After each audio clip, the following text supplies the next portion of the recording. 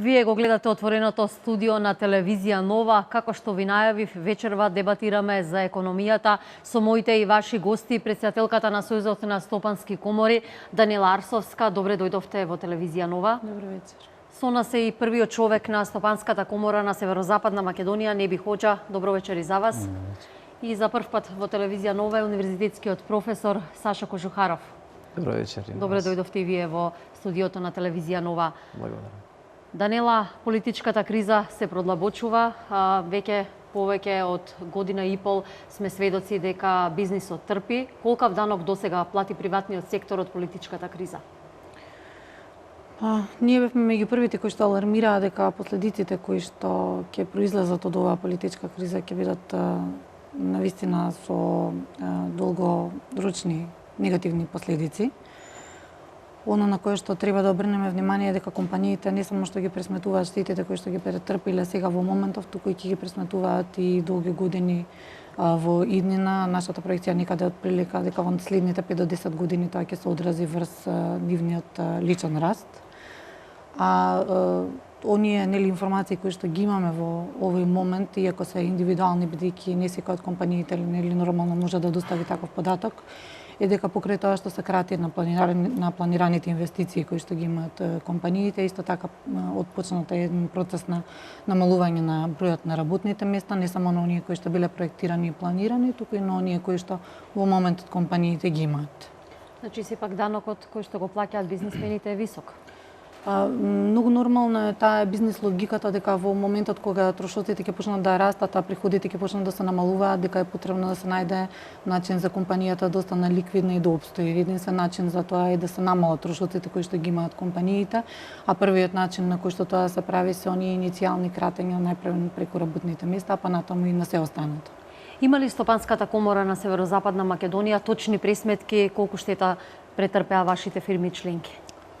Па пресметките се многу тешко да се направат во времења кога со економската криза која ни е секојдневна и секојдневно нешто ново излегува. Ние како Стопанска комора и бизнисмените не може да предвидат и да направат некоја пресметка колкави се штетите.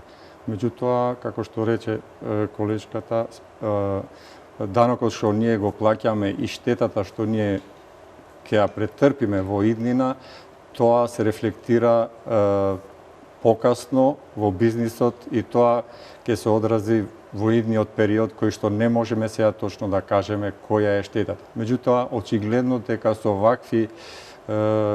ваков ребаланс на буџет, значи кратење на проекциите кои се предвидени, значи ние како бизнисмени имаме некоја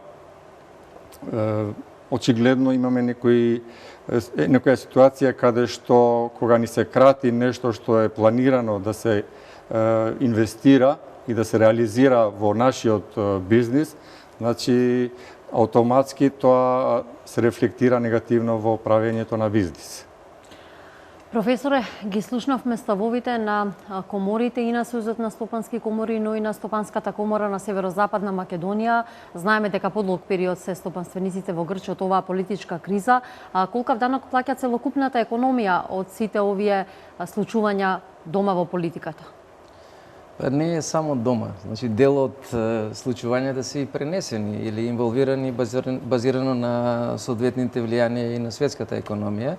Во последниот период, вклучително и минатата недела, референдумот кој што го доживеавме и како дополнителен шок од отстапувањето, односно мислењето на Велика Британија за исклучување и трендовите на светските берзи, не само еден, туку дефинитивно на 99% од сите берзи имаат своји рефлексии. Интерната, внатрешната наша инволвираност базира на долгорочноста на оваа политичка криза која што ги да кажем, лимитира начините на делување, на слободното делување на пазарот, каде што членуваат и сите стопански субјекти, независно во која стопанска комора, кој што ги почитувам сите стопански комори, бидејќи тие се место кај што се среќаваат интересите, заинтересираноста. Но тие се гласот на бизнисот. Да, тие се носители на бизнисот. Ние од секогаш имаме и тоа постои да не кажем стотици години, тоа се цехови, картели, мезоекономи, како сакате кажете ги, или стопански комори, кои што се обединители и кои што се креатори, како што каже и колешката и колегата, на стопанската активност. Намалувањето на трошоците кои што се проектирани, кои што се изнудени во овој случај, а базирани на политичките ситуации, дефинитивно делува на можностите за реинвестирање. А без реинвестирање знаеме дека не може да се оствари и еден порамномерен стопански развој. Според мене, анализите кои што ги правам, нели, јас сум некој професор во макроекономски анализи, меѓу другото, гледајќи ги меѓусекторските матрици во стопанството и нестопанството, во примарните, секундарните и терцијарните сектори, секако дека се лимитирани или влијаат или можат да влијаат на база на ова, како што кажат вие, долгорочна или краткорочна економска позиционираност базирана на политичката криза. Минатата недела беше објавен и ребалансот на буџетот. Добра вест е што капиталните инвестиции нема да настрадаат, напротив, нивната реализација ќе продолжи. Обезбедени се и пари за исплата на плати и на пензии. Дали бизнисот може да здивне? Сега ова е малце комплексно прашање, бидејќи буџетот во овој момент со ребалансот, затоа што не се остварија оние проекти кои што се има по основ на економскиот раст, имаше неопходна беше всушност потребата да претрпи одредени измени. Она кое што го видовме од ребалансот е дека и на приходната и на расходната страна има одредени намалувања, кои што се веројатно неопходни за квалитетно функционирање во периодот и да бидат во согласност со растот кој што е предвиден за следниот квартал. Меѓутоа, за бизнисот тоа не значи ништо во овој момент. Оние инфраструктурни проекти кои што се планирани, проектирани согласно буџетот, нели се реализираат, некое позначително намалување во истите проекти не забележавме во рамки на новиот ребаланс.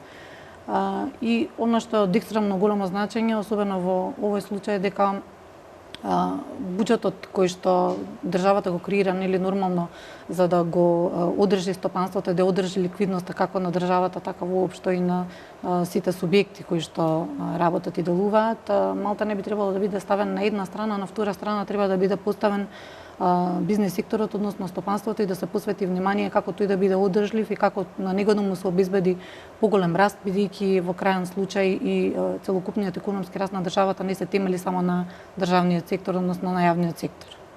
Имаат ли сила бизнисмените да го раздвижат економскиот раст? Видовме дека со прекриувањето на државната каса растот сепак е намалена проекцијата. Сега се очекува годинава да имаме економски раст од 2,3%. Па со таков раст во нашата држава, значи ние да го постигнеме тој стандард кој што го сакаат граѓаните на Македонија и ние како бизнисмени, значи реален раст за таков раздој би бил пожелен 5 до 6%, но со ваков раст, значи од 2%, временскиот период за да се постигне целта е многу подолг, значи ќе треба поголем ангажман и од политичарите и од бизнисмените да се најде можност тој економски раст да се одржи на такво ниво, ако не барем да се зголеми, пошто со таков раст дефинитивно не може да се изреализираат сите проекции и развојот на економијата во нашата држава. Ние како стопанственици нормално дека сме резервирани и во вакви ситуации кога има намалување и нема реализирање на проекции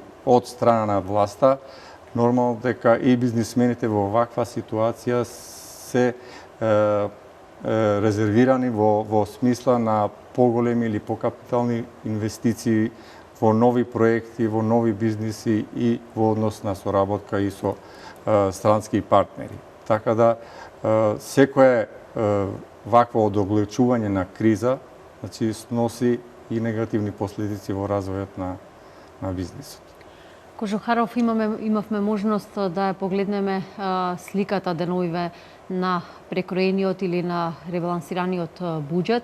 Дали со надолната корекција може да се очекува забавување на економската активност?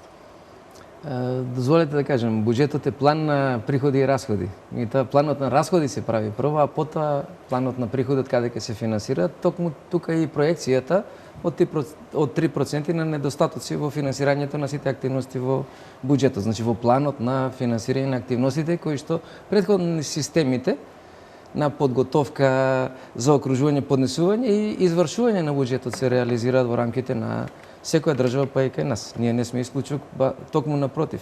Ние сме во една ситуација на која што е слична и на останатите европски држави. Не зборам за јужноамеричките или останатите држави. Ние ги проектираме и веќе е почнати процесот согласно динамиката и за следната година на буџетот. Да, се крои буџетот за 2017. Да, и тоа е процесот кој што ќе заврши до септември, октомври, прво од локалните нивоа, а потоа и нормално по министерства и на крај Министерството за финансии ќе го предложи. Ребалансот де факто не значи успорување, некоја значи акцелерација. Во овој случај, како што кажа и поштованите колешка и колега и вие што спомнавте, е постигнато ребалансирање, повторно усогласување на активностите. Како што гледаме, не е врзано, не е капитални инвестиции, ве молам, тоа е нонсенс, како жиро сметка, што е жиро е сметка на француски и сметка е сметка. Капитални вложувања од рускиот израз или инвестиции од англискиот израз, јас тоа го кажувам цело време, имам и дописи направени, треба да се земе во предвид дека ублажувањето, јас така би го крстил, не кратењето на активностите, делува на база на усогласување на просечните трошоци за остварување на резултатите. Нормално ние ако имаме зголемена економска активност, ќе се зголемат и можностите и за вработување, и за зголемување на извозот, и на штедењето, и на девизните дознаки од или во нашата држава и така натаму. Меѓутоа прашањето е на ребалансот кој што е направен и кој што треба да го почитуваме. Јасно е дека некои активности ќе бидат ублажени, јас не викам повлечени, меѓутоа постпонирани во следниот период. Да, за 10 години капиталните инвестиции во инфраструктурата се скоро 4-кратно зголемени. Ако во 2006 година капиталните инвестиции изнесувале 156 милиони евра, за 2016 година е проектирано тие да изнесуваат 588 милиони евра или поголеми за 3,6 пати. И покрај ребалансот на буџетот, капиталните инвестиции годинава се на историско највисоко ниво. Љупка Камчева ја имаме во отвореното студио на телевизија Нова. Љупка, во каква кондиција е државната каса и дали бизнисот може да здивне? Така е, Биби, надлежните смеруваат дека државната каса е во добра кондиција и покрај ребалансот на буџетот, капиталните инвестиции не се намалуваат, односно тие дури и се зголемуваат. Ниту еден капитален проект, како што изјави новиот министер за финансии Кирил Миновски, нема да се прекине. Има зголемена реализација, дури има и зголемени средства за некои капитални проекти, како што се проектот, односно изградбата на автопатот Демир Капија Смоквица и пари за гасификацијата.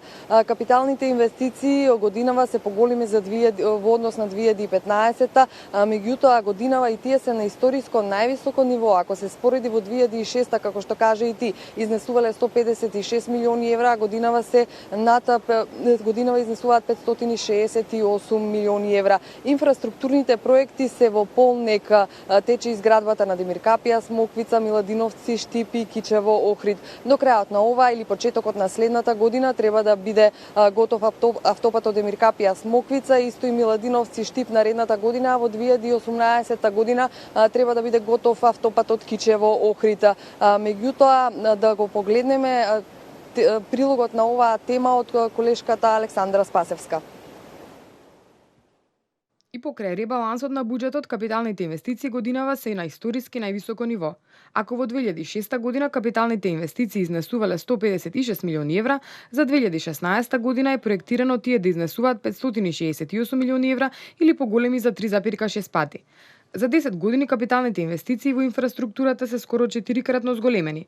Во моментов интензивно се градат 3 автопати Демир Капија Смоквица, Кичево Охрид и Миладиновци Штип, а се работи на делниците Смоквица до Гевгелија и Миладиновци до Штип.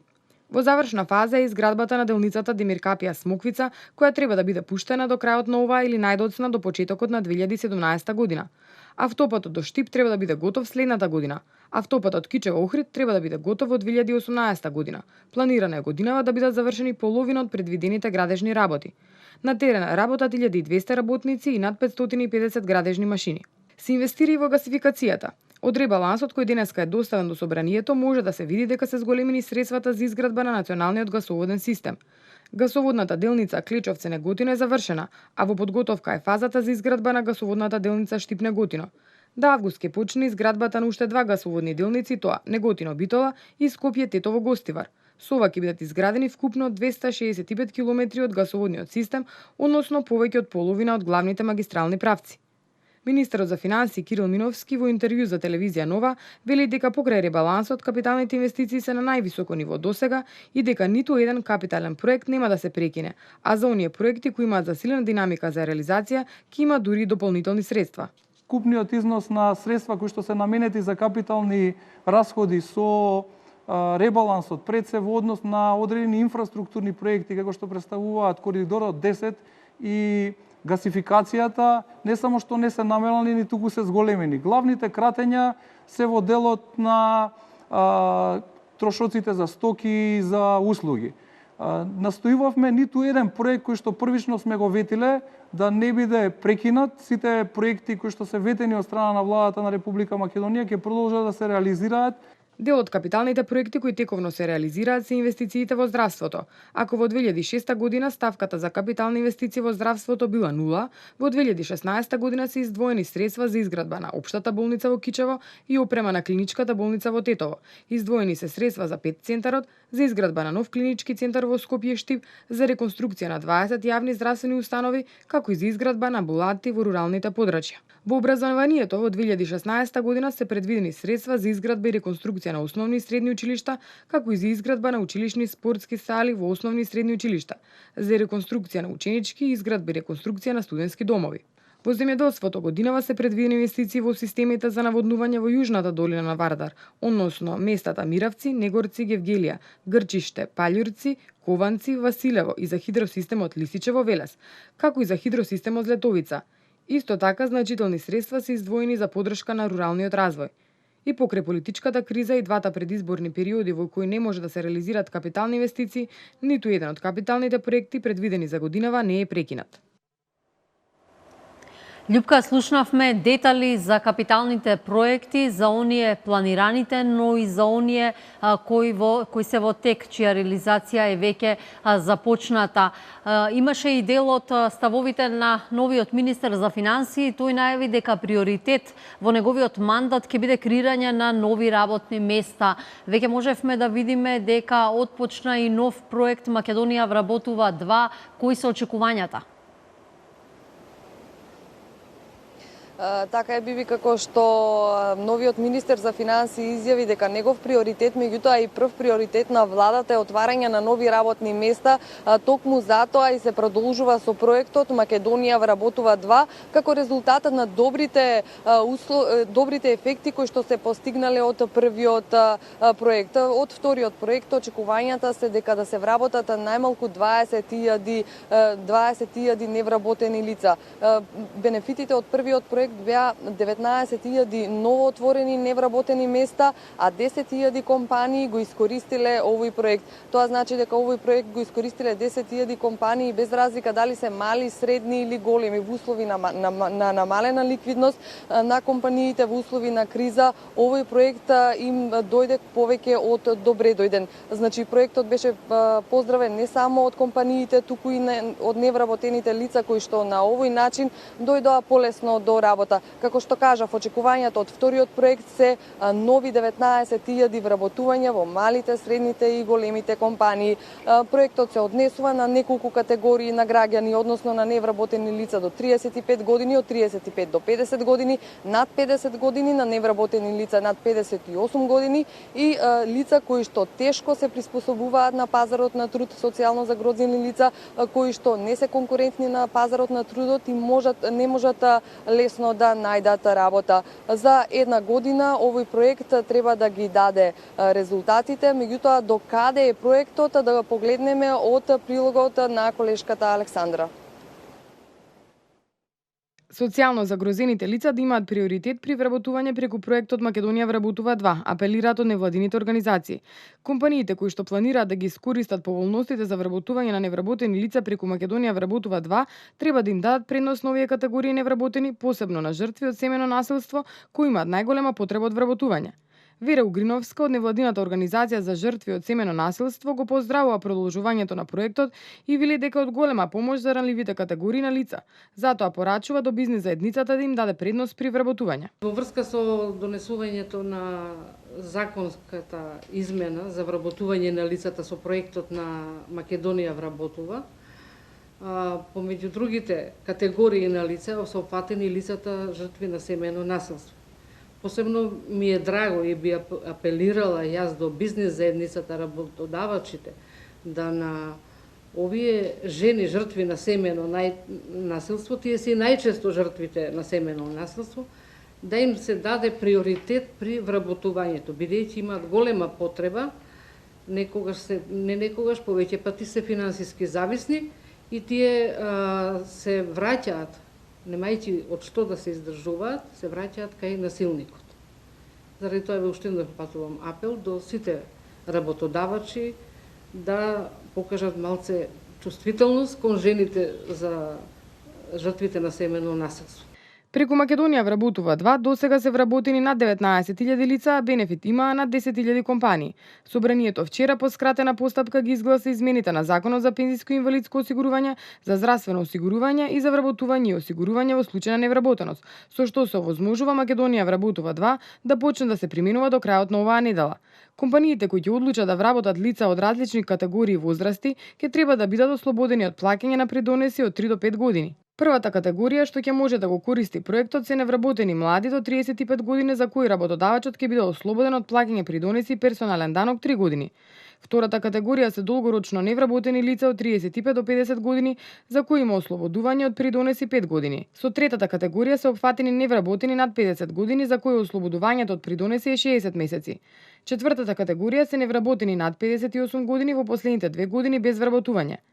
Петата категорија пак се невработени лица со социјален ризик. Ослободување од плаќање на придонеси ќе биде 5 години. Според најавите, со втората фаза на овој досега најуспешен проект за намалување на невработеноста, се очекува да бидат вработени од 15 до 20.000 невработени. Љупка, од 15 до 20.000 невработени треба да дојдат до работа токму со Македонија вработува 2, но нови работни места не креираат само домашните, туку и странските компании. Имаше најава дека во Македонија може да очекуваме нови инвестиции, за што конкретно станува збор? Така е, Биби, покрај политичката криза, странските компании доаѓаат и инвестираат во Македонија. Од почетокот на годинава до сега се најавени 23 странски компании кои што некои ги објавија своите одлуки за инвестирање, некои веќе почнаа да ги реализираат своите инвестиции. Викендот и лидерот на ВМРО ДПМН Никола Груевски објави 5 странски компании кои што донеле одлука за инвестирање. Една од нив компанијата Иловица која што ќе отвори рудник во Струмичко и ќе се реализираат најмалку 600 вработувања. Тој како што истакна, оваа компанија ќе допринесе и ќе биде значителен мотор на македонската економија, ќе допринесе и за зголемување на извозот. Втората компанија од Западна Европа, а ја најавил министерот за странски инвестиции Бил Павлевски. Оваа компанија е од областа на металургијата и треба најверојатно да отвори своја компанија во Охрид и да се вработат на најмалку 100 луѓе. Третата компанија е продолжение, односно отварање на трета погон од страна на италијанската компанија Технохозе. Како што каже и Груевски, ова е само една слика дека странските компании во земјава се задоволни како од бизнис климата, така и од соработката со владините институции. Уште една компанија германска треба да инвестира во технолошко-индустријската развојна зона и петтата компанија е компанија од IT секторот која што треба да отвори фирма за развој на софтвер која што во иднина ќе прерасне во регионален центар за софтвер. Вкупно од овие 5 инвестиции треба да се креираат над 1000 нови вработувања. Би Љупка, дали имаш благодарам други за прашања? информациите и за оваа анализа што ја направи ти заедно со нас, но и со гледачите на телевизија Нова. Љупка Камчева во живо од центарот на Скопје беше дел од отвореното студио на телевизија Нова, каде дебатираме за економијата, буџетот, но и за креирањето на нови работни места. Правиме куса пауза за реклами и продолжуваме.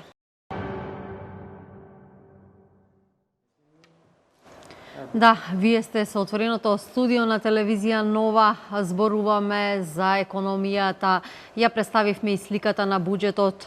Со мене и со вас се нашите гости, претседателката на Сојузот на стопански комори Данила Арсовска, претседателот на Стопанската комора на Северозападна Македонија Неби Хоџа и универзитетскиот професор Сашо Кожухаров. Данила, добра вест, како што рековме од буџетот е што не се намалуваат или кратат капиталните расходи, но можеби ќе има намалување, дали проектите можеби ќе се одложат или нивната динамика оди согласно предвидената, нивната реализација оди согласно предвидената динамика?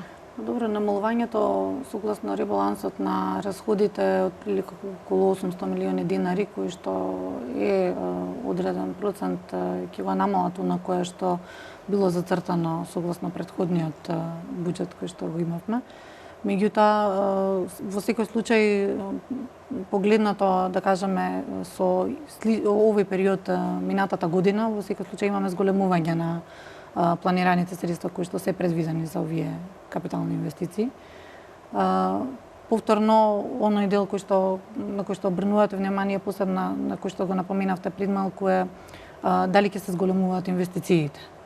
Значи, желбата на секој бизнес е да расте. Това го кажуваме, нели, од аспект на нашиот дел, од аспект на стопанството, затоа што него и го застапуваме. Меѓутоа, дали колку ќе биде тоа возможно, гледаме дека расте едноставно тензијата. Политичката криза го прави своето, зема свој удел во намалувањето на инвестициите и треба да се апелира, и тоа што почесто да го правиме, особено во јавноста, е дека сите овие политички игри кои што играчите на сцената во овој момент ги играат, имаат навистина негативни, долгосежни последици врз стопанството и тие ќе ги гледаме во следните години. Тоа што тие не ги гледаат во овој момент не значи дека ќе ги нема, еве да кажеме дека ќе ги има, и тоа со многу голема сигурност. Треба да гледаме напред. Нормално, наша цел е развој на бизнисот. Секој бизнисмен гледа неговиот бизнис да расте. Меѓутоа би требало и играчите на сцената да гледаат да не остават зад себе една економски хендикепирана нација.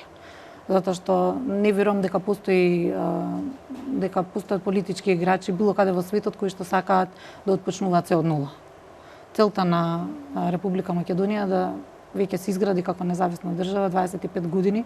Се надеваме дека овој раст кој што го имавме како пионери, да кажеме, во регионот со најголем раст би требало да продолжи понатаму, а не да почнеме со политички игри и истија да го сечеме. Свесноста која што треба да постои не само кај политичарите, туку едноставно треба да постои воопшто кај целиот македонски народ, е дека сето ова ќе има долгорочни последици врз стопанството. Тоа го гледаме, еве сега пред малку имаше вашата колешка еден многу убав прилог во врска со проектите кои што се објавуваат за стимул на стопанството. Значи, тие проекти се навистина добри. Во минатиот период, значи, кога беше објавен проектот Македонија вработува, кажавме дека ќе бидат од исклучително значење за стопанството. Особено затоа што се работи за одреден период на ослободување од задолженото осигурување кај стопанските субјекти за оние лица кои што ќе ги вработат кај себе. Меѓутоа, најважниот момент беше што во одреден период компаниите и се уште тој истиот продолжува се воздржуваат од зголемување на бројот на вработување. И покрај тоа, овие стимулации, овие субвенции даваат навистина одлични резултати. Ги слушнавме бројките, значи бројките кажуваат кој е бројот на субјекти кои што го искористиле овој проект и кој е бројот на граѓани кои што си го нашле своето работно место преку проектот Македонија вработува. Преку Македонија вработува 2, има одредена проекција која што компаниите би можеле, нели, нормално да постигнат со на максимално број на вработување кој што самиот проект го предвидува. Меѓутоа, треба да се постои една свесност дека тој број кој што се оставил со претходниот процент на остварени вработување е одличен, замислете колкав би бил тој број да не би биле ние во политичка криза. На што се должи тоа? Се должи едноставно на тоа што компаниите, најпрвен да кажеме дека проектот е одличен, меѓутоа тој како таков претпоставува и одредени обврски за компаниите. Што би значило? Тоа би значило дека доколку вработат одреден човек, компанијата има одредени обврски кои што треба да ги почитува во целиот период додека го зема тој вработен на работа. Тоа би значило дека не треба да го намали бројот на вработени во периодот во кој што се ангажира тој работник. Исто така дека треба можеби одреден период после завршувањето на тој договор за вработување, бидејќи искористил одредени субвенции од државата, да го задржи истиот на работа на неговото работно место. Од таа причина, познавајќи ги тие обврски кои што следат за компаниите, тие беа и исто така во голем број воздржани, бидејќи не знаат како ќе се одвиваат работите најпрвен на политички, па и на економски план, а во вториот случај и нивната ликвидност е значително намалена. И покрај тоа што има позитивен тренд при тоа на македонските компании, на тоа го гледам и од изјавите кои што беа напоменати од новиот министер за финансии, дека има ставка на зголемување на даноците од страна на правните субјекти. Што би значило дека македонските компании ги почитуваат правилата и работат согласно прописите, меѓутоа опасноста која што демна од нивната неликвидност или што би можело да се случи поради зголемувањето на трошоците, намалувањето на приходите е нешто кое што ги демне и кој што ги остава едноставно во недоумица да не ги реализираат планираните вработувања кои што ги имаат. Така да тоа би значило дека нема да остане практично невработен човек во Република Македонија доколку политичката ситуација би била како што треба. Сега вака малце звучи, вака малце звучи чудно затоа што се планираат околу 19.000 нови вработувања. Стапката на невработеност сега во момент кажува колку илјади на невработени лица има во Република Македонија. Значи, навистина се надеваме дека проектот не само што ќе профункционира, туку едноставно дека ќе се најде политичката волја за сето ова да заврши, за да може стопанството да продолжи да расте и да не останеме буквално хендикепирани во годините кои што доаѓаат од аспект на тоа на дека компаниите може да почнат да гаснат, да не можат да ги сервисираат своите долгови, имаат многу големи обврски, значи законот за финансиска дисциплина се воведе практично за да може да се научат на култура на плаќање најпрвен меѓу себе, понатаму и према своите нови комитенти кои што ги имаат. И сега се доведуваме во ситуација практично да нека обврска која што сте им ја наметнале за да се воведе оваа култура на плаќање, вие им ја сечете од поднозе затоа што тие не се во ова наше општество кое што ја намалува својата потрошувачка, тие не се во можност практично да си ги обслужат своите обврски. Значи, постои финансиски стимул, но бизнисот е во грч поради тоа што политичарите немаат слух да стават крај на оваа политичка криза за да се си тече нормално и да може да се реализираат планираните инвестиции. Па, очигледно дека политичарите се повеќе посветени на себе си него на целата или целокупната ситуација во Македонија што се однесува од економскиот аспект. Фокусот очигледно дека не е во тоа да најдат некое соодветно решение, затоа што во секоја држава или во секој терен каде што немаш ситуација за вршење на дејност, значи тоа го отежнува и развојот на бизнисот на компаниите. Затоа као порака или апел до политичарите, крајно време ова ситуација политичка да се што побрзо заврши за да може да здивнеме и ние како бизнис и потрошувачката и луѓето да можат да повеќе да се движи во смисла да имат и можност да трошат и да можност да се соработува едни со други, затоа што стварно во вакви моменти ние како комора и нашите членки секојдневно во контакт со компаниите има моменти каде што компаниите се на очекување за подобра ситуација за делување во иднината.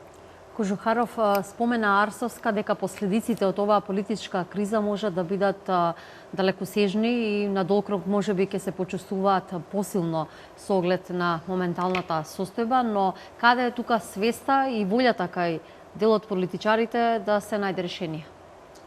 Мислам дека свеста е на високо ниво, волјата е на високо ниво, меѓутоа меѓусебните соочувања и препукувања во наводници, односно усогласување на ставовите, придонесуваат кон постпонирање, пролонгирање на овој период.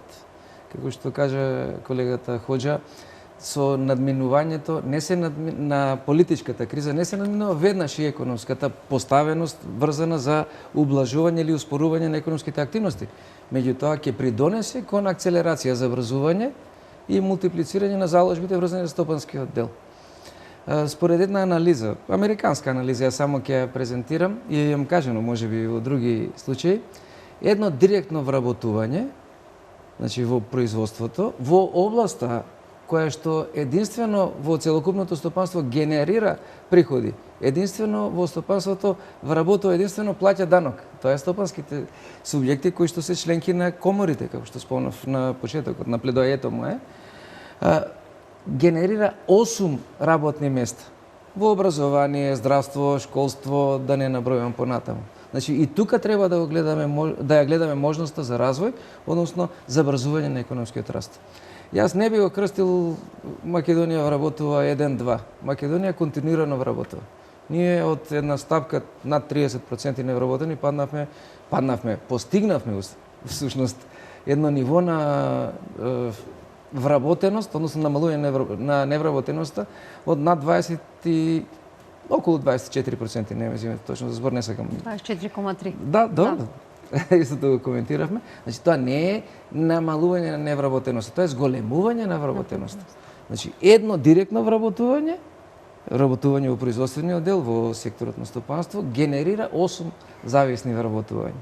Кај нас можеби тоа 6 до 7, меѓутоа еве на кој начин се генерира овој дел. Диалогот на бизнис заедницата со владините представници на високо ниво, дали во ваков кризен економски амбиент може би размислуваат стопанските комори, конкретно Сојузот на стопански комори, да предложи нов сет мерки за ублажување на последиците од кризата? Добро, искрено не знам што е тоа што досега не сме го кажале, што би можеле да го кажеме сега повторно. Доколку е крајната цел ние да се впуштиме едноставно во некоја сизифова битка, да го туркаме каменот, а да не можеме да постигнеме ништо со тоа, навистина, и како бизнес заедница сметаме дека не треба да се впуштаме воопшто во такви акции. Она што е од огромно значење, повторно напоминувам, е зголемувањето на свеста. Иако професорот вели дека таа има, меѓутоа јас не гледам нешто многу расположение дека се оди кон добар чекор на тоа да се разреши оваа криза, затоа што навистина предолго трае, веќе втора година, не знам воопшто дали е издржливо. Повторно не знам дали ги согледуваат последиците кои што тоа ги има, не само по економскиот раст, него гледано како целина, туку во задирањето на стопанството, кое што едноставно не е нешто кое што може толку многу лесно да се поправи, да се коригира. Пост завршувањето на оваа криза, нели е нормално денот кој што сите ние го чекаме. Има многу значајни напредоци кои што ние ги гледаме, ги поздравуваме. Би сакале тие да бидат во нормални услови на работење и знаеме дека тогаш ефектот би бил далеку повеќе кратен. Особено е сега можеме да напоменеме од диалогот кој што го имаме со новиот закон за општа управна постапка. Министерството за информатичко општество и администрација ја објави мерката која што долго време ја очекувавме и едноставно еве денеска се радуваме на таа објава дека не само граѓаните, туку и бизнис секторот сите ќе има таа можност практично на отпочнување на оној едношалтерски систем кој што го чекавме да се ефектуира и навистина да влезе во начин на користење и процедура кои што ќе бидат во редовни постапки. Од сега натаму веќе компаниите нема да треба да шетаат од шалтер до шалтер за добавување на оние документи кои што би требало да бидат службена должност на јавната управа и тие по електронски пат ќе успеат да ги комуницираат сите овие документи меѓу себе, а компаниите, а преку тоа нели нормално и граѓаните, едноставно со едно аплицирање кај органот кој што аплицираат, на едно барање со една уплата ќе успеат да ги добијат сите документи кои што им се потребни за завршување на одредена постапка. Значи ова е олеснување кое што ние го чекаме со години, можеби повеќе од 5 или 6 години. И истото еве дојде денот кога колку што знам рокот е од 1 август, кога ќе отпочне со примената. Е нешто кое што го баравме, е нешто кое што го чекавме, ете има навистина голем напредок и си пристапи кон целосна законска измена практично за да се овозможи ова решение. Така да гледаме напредок и не е дека нема комуникација со институциите. Се е тоа во ред и се тоа функционира. На овој начин ќе функционира уште подобро. Меѓутоа би можело да функционира 10 пати подобро, со 10 пати помалку негативни последици на стопанството и на бизнес секторот. Во Стопанската комора на Северозападна Македонија се следи будно состојбата и актуелните најави, стимулативни мерки, но и состојбите околу политичките случувања. Дали вашата комора е мобилизирана за да предложи некои нови мерки? Па ние како комора од декември, значи 2015 дадовме наши сугестии, да кажам, во однос на економската платформа и во некои антикризни мерки, меѓутоа не најдовме сходно нешто да имаме послушност од страна на политичарите, меѓутоа ние бурно или интензивно работиме во тоа, значи да ја пратиме ситуацијата како комора во однос на политичката ситуација или амбиентот на нашата држава за водење бизнис, каде што директно со нашите членки и со важни професори дојдовме до една економска платформа која ја спремивме, во која што наината влада ќе ја предложиме за во иднина тие да можат таа платформа да ја имат во предвид и во однос на решавање и на нашите барања и во однос на барањата на нашите стопанственици кои секој дневно се сретнуваат со некои законски нерегулативи или со некои други проблеми во нивното правење бизнис, значи сите тие прашања или сите тие моменти, значи ние сме ги предвиделе, тоа сме ги предложиле во нашата економска платформа. Зборувавме и за најавените странски инвестиции. Знаеме дека голем дел од извозот го креираат токму странските компании кои работат во слободните економски зони, но удел тука имаат и домашните фирми. Колку во услови на криза може да очекуваме раст на извозот потикнат од домашните компании? Секако, јас пред 2 дена слушав или гледав, ако сакате, токму на вашиот почитуван телевизиски канал, примерот на Велес, индустријската зона или слободната зона Каласлари.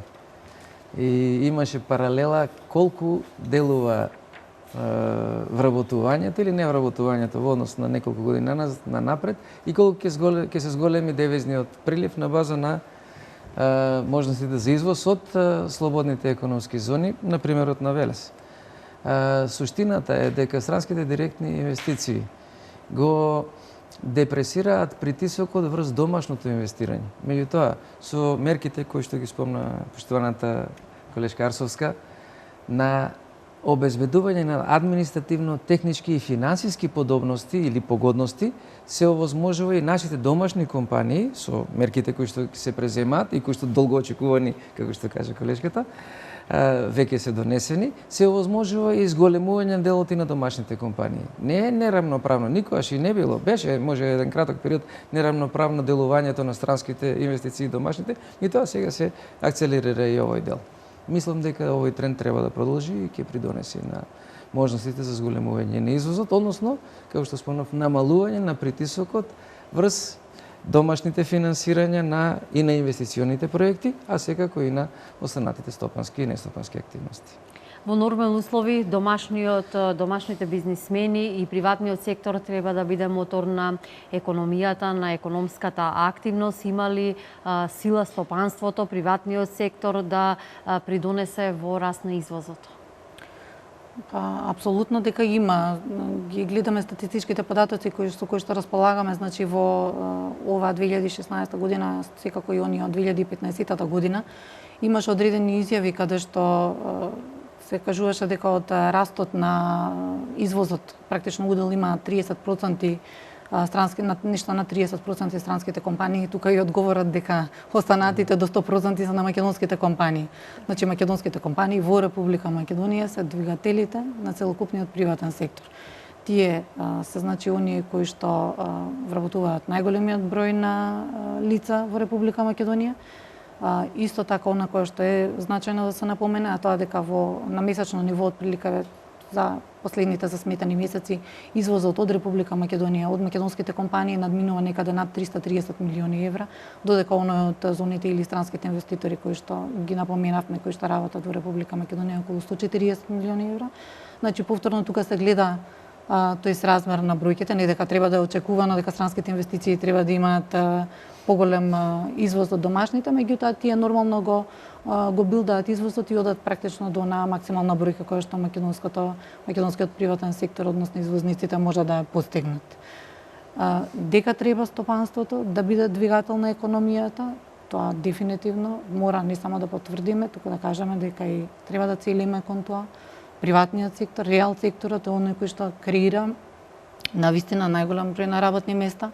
Треба да целиме кон тоа да се развива, нормално да се зголемуваат платите, да се зголемува стандардот на граѓаните и преку тоа значи да се зголемува, да расте македонската економија, а сето тоа ќе се постигне само навистина преку добро скроена стратегија која што ќе има за цел едноставно да ги ојача, да кажеме, македонските компании и во овие да кажеме субвенции или потикнувања за нешто кое што има навистина добар ефект, меѓутоа исто така дополнително треба да се има одредена стратегија за како поголем број на лица да бидат вработувани во приватниот сектор, преку тоа да се зголеми продуктивноста на приватниот сектор и тука е неминовно дека кога се зголемени приходите, дека и се оди кон поголемо трошење и кон поголем број на вработување и нормално кон целокупен раст. За состојбата во приватниот сектор, креирањето на нови работни места, но и за кондицијата на македонската економија, зборуваме во вечерашното отворено студио на телевизија Нова. Куса пауза за реклами и продолжуваме со дискусијата.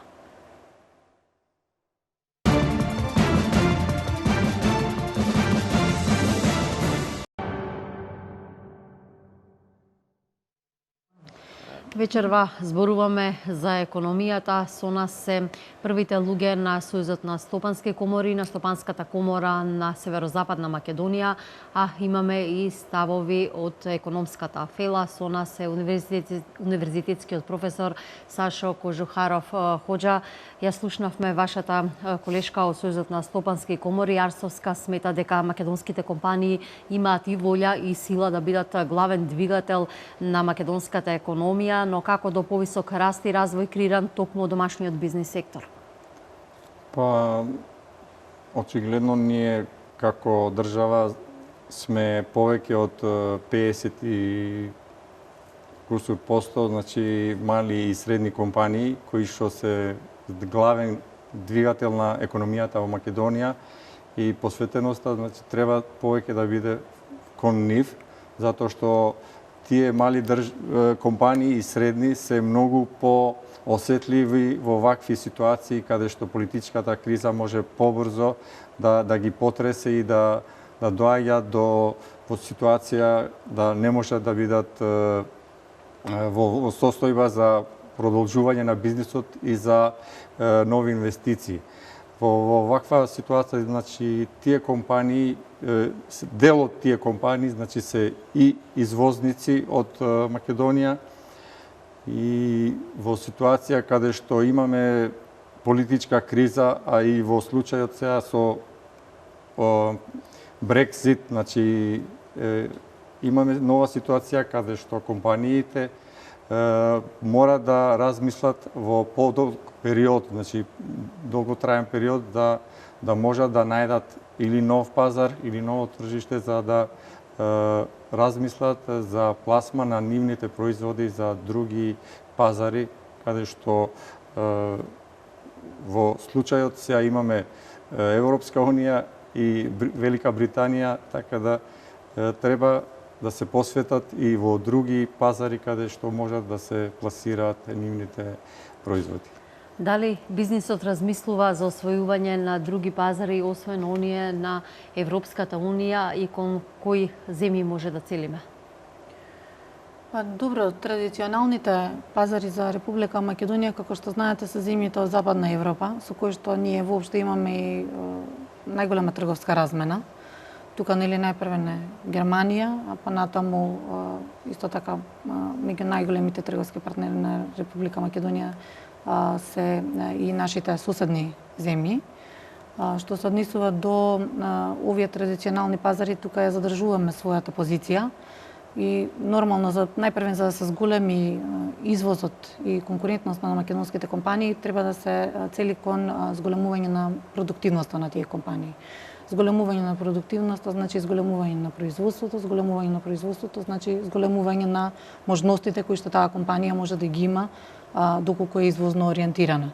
Минатата година имавме едно револуционерно пробивање на азискиот пазар, каде што подпишавме еден навистина значаен договор во Кина со организацијата која што е најголема федерацијата кинеска за индустрија, која што има над 4 милиони компании своји членови и кои што навистина ни овозможуваат несекојдневни услови во Кина за македонските компании кои што сакаат да се пробијат на тој пазар. Кина во овој момент е доста атрактивна како извозна дестинација, како пазар кој што е отворен на нови производи и тоа што го забележавме е дека македонските производи таму се навистина конкурентни, особено бидејќи тие се уште немаат некои дефинирани сознанија за тоа што значи дека производот доаѓа од Македонија или од Германија или од Швајцарија, едноставно е од Европа и како таков го препознаваат по својот квалитет, а не по земјата на потекло. Значи, од таа причина и ја имаме онаа конкурентност која што имаме на тој пазар, и сега треба најпрво да се избориме со зголемувањето на производството кое што тој пазар практично го бара за да може да се пласираат производите на истиот. Значајно е што е и една порта до цела Азија, пристап до цела Азија, Кина, така да таму има навистина огромни можности каде македонските компании можат едноставно да најдат пласман за своите извозни производи.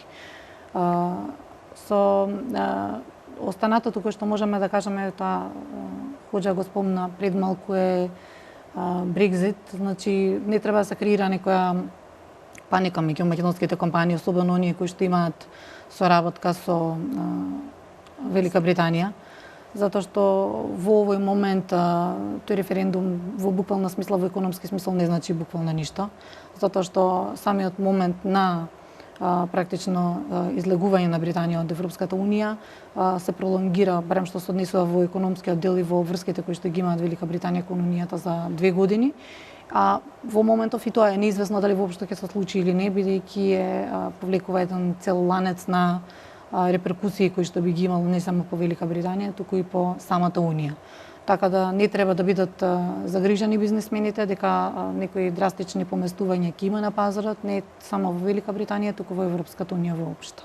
Брекзит предизвика големо внимание во Европа, но и кај нас доста анализи и очекувања. Токму телевизија Нова имаше и специјален известувач од Лондона и одблиску ги следевме сите случувања поврзани со референдумот во Англија. Професоре, може ли да очекуваме финансиски импликации токму во Англија по референдумот? Сепак тоа е долг процес можеби на 2 години. Слушнавме дека и премиерот Камерон најави негово повлекување, оставка веќе од октомври. Што може да следи и каков удар е ова за Европската Унија?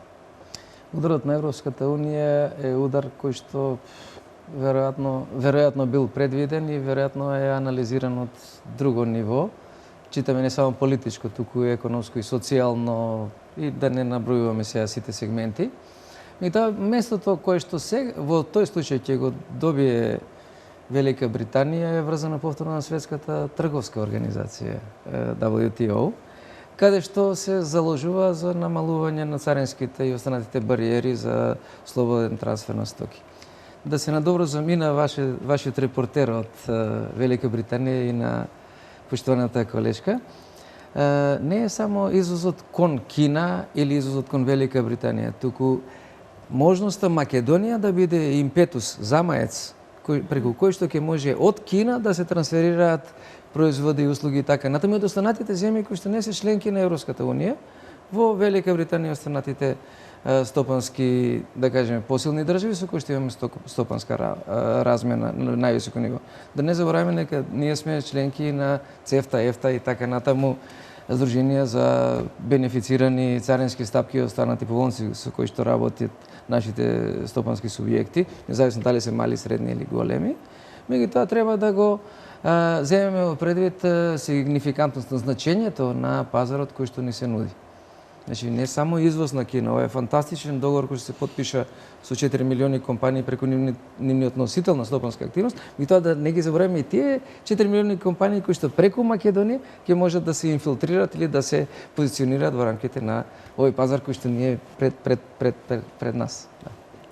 Така, Македонија одблиску ги следи сите случувања во регионот, Европа, но и дома. Најзасегната е од сите турбуленции на политички план. Хоџа, гледате ли светло на крајот од тунелот токму за македонската економија? Нормално, ние како бизнисмени сме навикнати на кризи, да кажам, и воопшто кај нас тие кризи подолго време трајат. Мислам дека ќе го претрпеме овој удар, меѓутоа пожелно е да се има во предвид да немаме вакви ребаланси често, затоа што стварно секој ребаланс крати средства од нашите граѓани, а тие средства ди се враќаат после како бумеранг во иднината. Затоа мислам дека кога се креираат политики или се креира буџет за еден период, секогаш мислам дека треба да се има во предвид да се остава некоја резерва за кризни моменти каде што не може никој да ги предвидува. И мислам дека и оваа криза ќе ја наминеме, само треба посветеност повеќе кон политиката за правење бизнис. Арсовска, кои се перспективите и иднината на македонската економија? Ако на почетокот на оваа емисија споменавме дека токму земјава со незините економски резултати беше лидер во регионот, но и во Европа, сега имаме одредено стагнирање токму поради политичките случувања дома. Одно што го напоменавме на почетокот беше едноставно пресликување на моменталната ситуација во Република Македонија. Ниту во една држава не верувам дека бизнес секторот, реал секторот би давал негативни проекции доколку тоа навистина не соодветствува на моменталната ситуација. Сепак повторно проекциите кои што ги имаме ние во однос на економскиот раст на почетокот на годината беа нешто пониски од оние кои што беа да кажам дадени како проекција од Министерството за финансии. Таму се одеше со некој процент од 4%, кај нас беше околу 3,5%. Сега веќе направивме некој ревидирање на тие проекции и очигледно е дека растот кој што беше планиран, и ребалансот е и доказ за тоа дека нема да се оствари. Значи максимум до 2% е според нашите анализи растот кој што би можел да биде постигнат. И повторно, тоа е оно кое што го ставаме во контекст на оно кое што беше напоменато на почетокот на емисијата. Најпрвен треба да се зголеми свесноста кај сите македонски граѓани за тоа што значи падот на македонската економија, значи по целокупниот раст и по целокупната иднина на секој еден граѓанин во Републиката. Она што значи назадување, значи дека ќе има намалување на работните места и покрај сите овие мерки, значи доколку ликвидноста на компаниите е загрозена или доколку ликвидноста на компаниите не може да обстои да се едноставно да се издржи, нормално дека ќе имаме не само намалување, туку ќе имаме и затварање на компаниите, кое што е едно црно сценарио, меѓутоа на кое што треба да внимаваме. Граѓаните треба да бидат свесни дека тоа ќе резултира со намалување на работни места и покрај тоа што во овој момент ние сакаме да бидеме оптимисти, еве да ги искористиме сите овие поволности, да ги искористиме сите овие можности, да ги искористиме улеснувањето на административните бариери кои што од владата ни се нудат и сите останати проекти кои што се преземаат, значи не само од аспект на инфраструктурните проекти кои што се во тек, не само од аспект на субвенциите кои што се добиваат во аграрот и се она кое што се прави едноставно да се улесни водењето на бизнис. Меѓутоа, доколку овој циклус некаде на половина биде прекинат, сето тоа едноставно нема цел.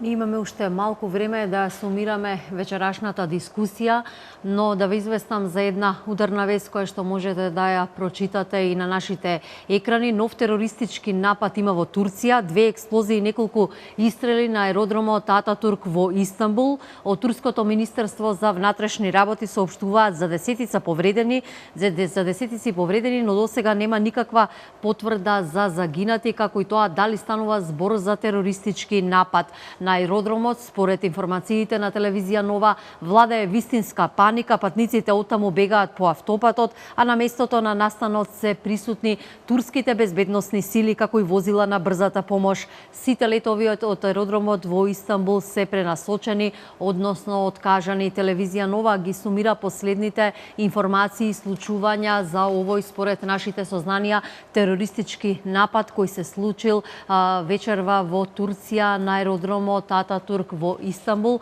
За во точно 22 часот ви подготвуваме поширока информација на оваа тема. Да ве подсетам, вечерва во отвореното студио зборуваме за економијата, го анализираме буџетот, но и македонската економија, токму погодена од политичката криза.